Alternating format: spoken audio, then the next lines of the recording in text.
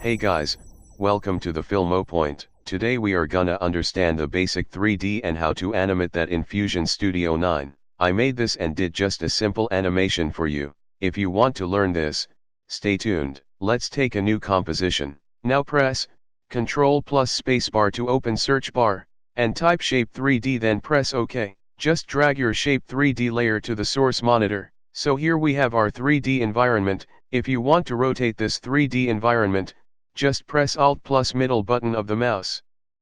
If you want to zoom this, just press Ctrl plus scroll in or scroll out to change zoom. And if you see in the property panel on your right side, the software has provided us different shapes. That is cube, sphere, cylinder, cone, torus, ICO. So I use the sphere shape. Again, on your right side, we have radius of the shape, to increase or decrease the size of the shape, and the subdivision levels are the formation of the shape. You can form the shape of any type you want, by just playing with these values. Here you can see, I am setting it to default right now, because I want sphere shape, so no need to see the rest of the settings right now. You can see the material options in the top right of the property panel. The RGB are the red, green and blue. We can change our shape color by playing with the values. And the other option is the offset and rotation option. So you can see that I am making changes in its rotation, but we can't recognize that is it really rotating or not, because it's 2D not 3D till now. To make it 3D, just click on the light in the source monitor, because lighting is the primary need for the 3D things. Here we go. Let's go to the material options, and change its color. Making it fast to save your time, you can take any color of your choice. Okay, so now we want less shine on our sphere. In the material options you can see specular, just click on the arrow and change its specular intensity and exponent. And then just play with the specular color. As I said earlier, it's your own choice to choose the color. Here we go. So we need merge every time, when we have to connect more than one element. Let's take merge from the top toolbar, and connect our shape with the merge. But why isn't it connecting? There is a reason behind this. We are working on 3D shape but our merge is 2D. Firstly, delete this merge, then just press Ctrl plus spacebar to open search bar, and type merge 3D, then press OK. Keep this thing in your mind that for the 3D work, we need 3D merge. Connect this, and again search for camera 3D and press OK. Here we go. Just click on the camera layer, and see where your camera is. Just drag your camera backward, put your merge again in another source monitor, but it's again showing 3D output. We need to see the 2D output of what we are making. So open the search bar with Ctrl plus spacebar, search for the render 3D and then press OK. And now connect your merge 3D with the render 3D, and drag the render 3D layer to the second source monitor, to see the 2D output. So our sphere is out of our composition size. Because our camera is so close to the sphere, drag your camera backward, so that we can see our object in our composition. Here we go. Let's add the light, search for the point light and press OK. Connect our point light to the merge 3D. It's gone black because our light is not casting on our sphere, so let's set our light. Drag the light backward, and now you can see the light casting on our sphere. But why we don't get any change in the 2D output? There is a reason. Click on the render 3D, just check the enable lighting, boom. You can change the position of your light. I am just putting it here. Okay, good.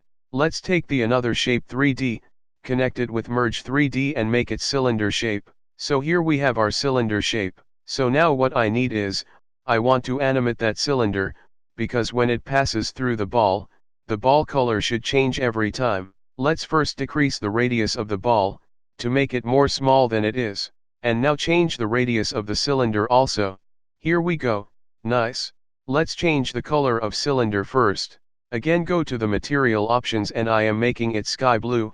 You can take any color whatever you want, but the sphere color and color of cylinder should be different. I will tell you later why I said this. I want to remove its shine. Again go to material options of the cylinder and decrease the specular intensity and exponent. If you want that shine, then change it accordingly. Okay, it's looking good to me. So now, it's time to animate cylinder. Just go to the XYZ options of the cylinder in the property panel. You should be on the first frame, and then double click on the Y offset to make a key, and then go to the center of the timeline. I am choosing 40th frame. Just drag your mouse pointer to the right, on the Y offset, it will automatically put the key. Let's play to see the animation. Okay, nice. So just click on the shape 3D one and go to its material options. Go forward to fewer frames, where our cylinder covers the sphere, then double click on the diffuser color, to put a key on that frame. Then go to 2 frame backward where our cylinder is just revealing our sphere. Now we want that our sphere change the color similar to the cylinder. Just go to the properties of the cylinder, then copy the red and green values of diffuser color, and paste it to the properties of our sphere shape. Here we go. Let's play the animation. Okay, nice. Now we want that our color of cylinder should change to pink. Just click in the center of your timeline, then go to the 5 frames forward, and just change the diffuse color of the cylinder. It's your own wish to choose any color. You can see in the 3D space, that the color of our cylinder changed to pink. Let's animate our cylinder. Go to the last frame in the timeline, and then go to the offset options of the cylinder, then drag the Y offset to the left. You can automatically get the key in the timeline. Let's play the animation. Okay, nice. Now we have to change the color of the sphere to pink.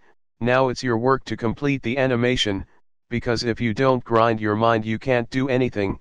If you don't get any idea how to do this, let me know in the comments. And one thing I want to tell you that, you can see the sphere is showing up outside of the cylinder. It is because of the shape radius. Maybe our sphere is little bit bigger than cylinder. So what to do? Just decrease the radius of the sphere.